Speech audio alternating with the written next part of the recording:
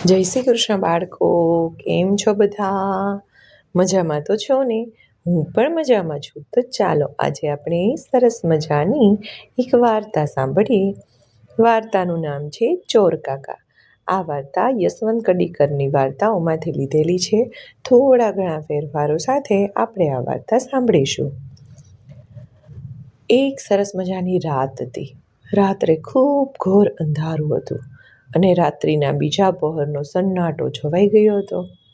એક ઘરની અંદર એક બાપ દીકરો રહેતા હતા. પપ્પા ઊંઘતા હતા એ જોઈ અને આ તકનો લાભ લઈ અને એમના માથા પાસે ખુરશી ઉપર બેસી એમનો પુત્ર મનુ વાંચતો હતો. આ દરમિયાન ઓરડામાંથી એક અવાજ આવ્યો.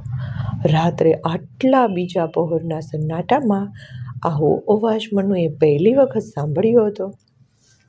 મનુભાઈ તો ત્યાંથી ઉઠી અને બારણું ખોલવા ઊભા થયા.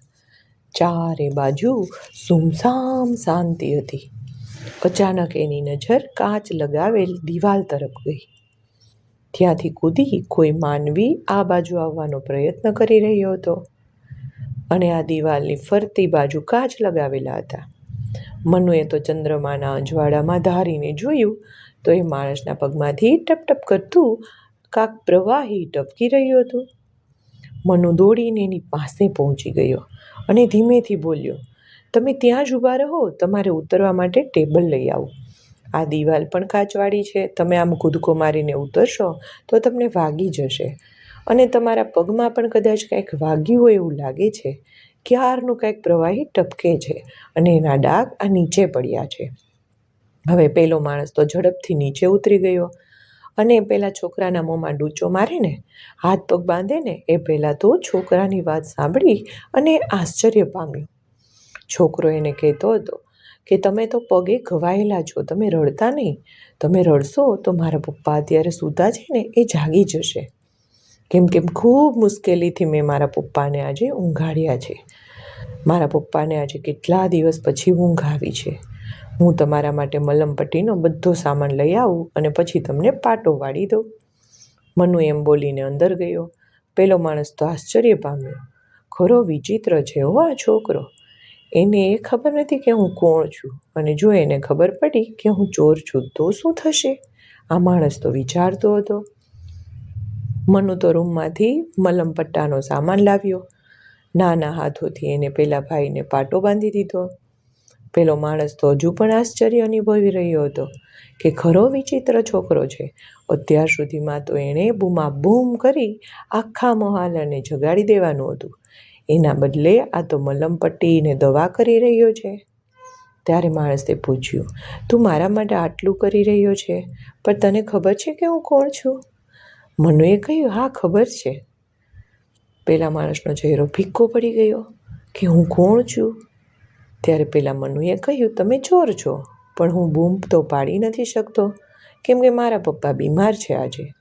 10 દિવસે આજે એમને ઊંઘ આવી છે. ડૉક્ટર કાકાએ કહ્યું છે કે એમને ઊંઘ આવે તો એની ઊંઘમાં જરાય ખલેલ ન પહોંચાડતા. એટલે હું મારા પપ્પાનું ધ્યાન રાખી રહ્યો છું. તમે ચોર છો પણ તમારા પગમાં વાગ્યું છે. પપ્પાએ મને શીખવ્યું હતું કે ગમે તે માણસ હોય પણ જો દુઃખી હોય ને તો આપણે એને હંમેશા મદદ કરવી જોઈએ. નાના બાળકમાંથી આવા સરસ મજાના સમજદારીભર્યા શબ્દો સાંભળી અને ચોરનું હૃદય તો પીગળી ગયું. સાથે એણે શરમ પણ આવી. એણે સંકોચથી પૂછ્યું કે તારા ઘરમાં કોણ કોણ રહે છે? છોકરાએ કહ્યું, ફક્ત પપ્પા. એમણે કહ્યું કે મમ્મી ક્યાં છે? ત્યારે બાળકે કહ્યું, મમ્મીને તમે જોઈ જ નથી. પપ્પા કહેતા હતા કે આપણાથી તો ખૂબ દૂર ચાલી ગઈ છે અને જ્યાંથી કોઈ પાછું આવતું નથી. મનુ આવું બોલ્યો, પણ તમે આવું બધું શા માટે જાણવા માંગો છો? સાંભળો, હવે તમે જે વસ્તુ લઈ જવા માંગતા હોય ને ઘરમાંથી એ દરવાજેથી નહીં લઈ જતા, ઉપરથી કૂદીને પણ નહીં જતા. હું તમને પાછળનો રસ્તો બતાવું ને ત્યાંથી ડાયરેક્ટ જતા રહો. દિવાલ ઉપર તો કાચના ટુકડા છે, ફરીથી તમને વાગી જશે અને આ બાજુનો દરવાજો ખોલશું તો પપ્પા ઉઠી જશે, એટલે પાછળના દરવાજેથી જતા રહેજો. મનુએ ધીમેથી આ માણસને બધું સમજાવતો હતો. ત્યારે માણસે કહ્યું કે મનુ, હવે હું તમારા ઘરમાં ચોરી નહીં કરું. અરે તમે ગભરાઓ છો શા માટે? હું બૂમો નહીં પાડું, તમે જતા રહ્યો. મારા પપ્પાની ઊંઘમાં જરાય ખલલ ના પહોંચે ને એટલે હું તમને પાછળના રસ્તેથી જવાનું કહું છું. બાળકની આવી મક્કમતાભરી વાતો આગળ ચોર તો હારી ગયો. દયાથી એની આંખમાં આંસુ આવી ગયા. મનુ એની આંખો ભીની જોઈ અને ઘરની અંદર દોડ્યો. થોડી વારમાં તેના હાથમાં એક ગોળી, એક બિસ્કિટનું પેકેટ અને એક ગ્લાસ પાણી હતો. કદાચ તમારા પેટમાં હવે વધુ દુખતું હશે, તમે આ ગોળી ખાઈ લો. પપ્પાનો દુખાવો મટાડવા માટે ડૉક્ટરે એને ગોળી આપી છે કે ભૂખ લાગી હોય ત્યારે બિસ્કિટ અને ગોળી લેજો. આમ અમે ઘરમાં કોઈ જ બિસ્કિટ ખાતા નથી. પપ્પા હંમેશા ભાખરી બનાવે, રોટલી બનાવે અને અમે બંને જણા ખાઈએ. પરંતુ પપ્પા બીમાર છે, ઘરનો નોકર પણ ચાલ્યો ગયો છે, હવે ખાવું શું? એટલા માટે મારા પપ્પાને સારું થાય એટલા માટે ડૉક્ટર કાકા એમને બિસ્કિટ આપીને ગયા છે. પપ્પાને દવા લેવી હોય તો બિસ્કિટ ખાવાનું. ક્યારેક ડૉક્ટર કાકા કંઈક લાવી દે છે તો ક્યારેક પડોશના માસી રોટલી આપી જાય છે, પણ તે કોઈ કારણથી કાલે કોઈ આપી ગયું નથી. એક ખરાબ માણસ પ્રત્યે આટલી સદ્ભાવના જોઈ અને ચોરનું મન તો પીગળી ગયું. એની આંખોમાં આંસુ આવી ગયા.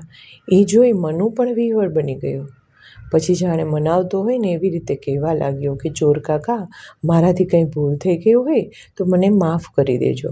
હું તો નાનો એવો બાળક છું ને મને મોટા માણસ સાથે કેવું વર્તન કરવું ને એ ખબર નથી. ખાસ કરીને ચોર સાથે કેવું વર્તન કરવું જોઈએ એ પણ ખબર નથી. હવે વધુ સહન કરવાની તાકાત ચોરમાં નહોતી એટલે એણે મનુને તો ઉંચકી લીધો અને એને વેટી પડ્યો અને ચોર તો રડવા લાગ્યો. અરે મનુભાઈ, તમને જે વર્તન આવડે છે ને એવું તો મોટા મોટા ઋષિમુનિઓને પણ આવડતું નહીં હોય. હવે હું ઘરમાંથી નહીં જાઉં. જ્યારે તમારા પપ્પા જાગશે ત્યારે તેમને એક વિનંતી કરીશ. મનુએ કહ્યું કે શી વિનંતી કરશો? ત્યારે ચોરે કહ્યું, એ વિનંતી કરીશ કે આપના ઘરનો એક નોકર ચોર બની અને ભાગી ગયો હતો અને હવે એ જ ચોર નોકર બની અને તમારી સાથે રહેવા માંગે છે. મનુએ ટગર આંખો કરીને જોવા લાગ્યો, તો તમે નોકર કાકા છો? ત્યારે એમણે કહ્યું, હા, હું ભાગી ગયેલો જે નોકર ચોર બનીને આજે તમારા ઘરમાં ચોરી કરવા આવ્યો હતો.